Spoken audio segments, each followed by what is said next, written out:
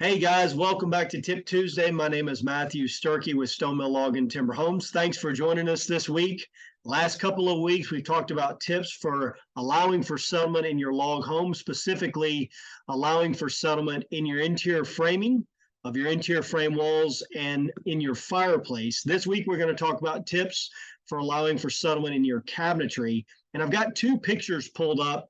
The one on the left is a construction detail, and the one on the right is an image of a home that we just recently built showing the attachment of cabinetry to the inside of that log wall. And one of the things about settlement and attaching cabinetry is you're not attaching cabinetry directly to the log wall because the log wall has to settle and you've got to fur a wall off of that log wall so that you can attach your cabinetry to something that is static. And what I mean by that is something that's not going to move. The log wall has to settle behind the cabinetry. It has to, in essence, float.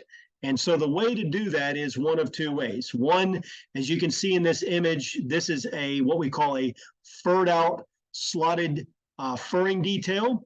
This detail actually would go from the top of your overhead cabinetry down to your floor. It would not break like this. So you would have a slotted butt, much like we do in our window and door openings, or you would have a slotted furring detail that would go from the top of the overhead to the floor. And then your cabinetry is actually going to attach to this slotted furring detail so that the log wall can settle behind the cabinetry, and then you can do this tile backsplash in between your overhead and base cabinets. And then on the side, you can actually just do a simple trim detail to cover that slotted furring strip that is attached to the log wall. What that allows you to do is allows the log wall to settle behind the cabinetry. It allows the cabinetry to be attached to something that is static and not in motion or movement.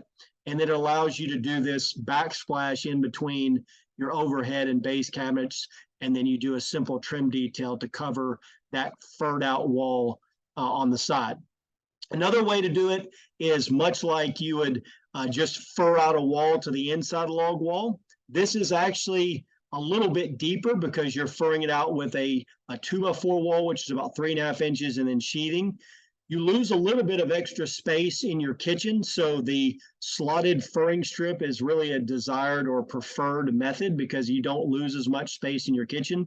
But if you wanted to just fur out a wall, and then when you come to the ceiling, do your split top plate, much like you do in your interior walls, you would be able to hang your cabinetry on that furred out wall. You would be able to do your tile backsplash in between, much like you see here.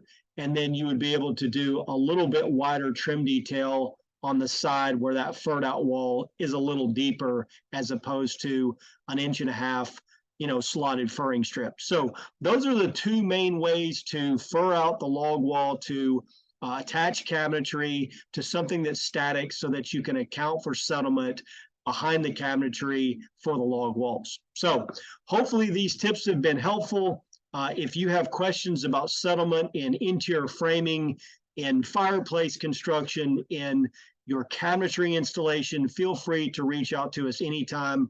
We're happy to answer questions for you and your builder. For your subcontractors, we have construction details that we can provide to help out as well. And we provide technical assistance for you along the way. So hopefully this has been helpful. Thanks for joining us this week for Tip Tuesday. We look forward to you joining us next week for more Tip Tuesday. Until then, stay safe and healthy and take care.